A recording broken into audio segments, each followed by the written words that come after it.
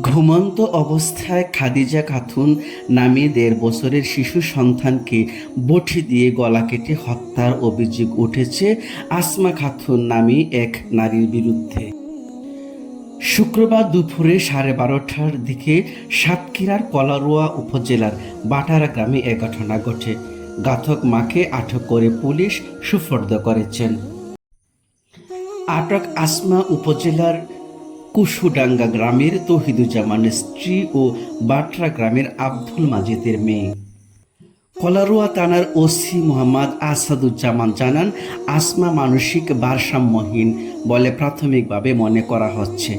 তাকে আটক করা হয়েছে। শিশু খাদিজার লাশের ময়না তদন্তের জন্য সাতক্ষীরা সদর হাসপাতালে মর্গে পাঠানো হয়েছে।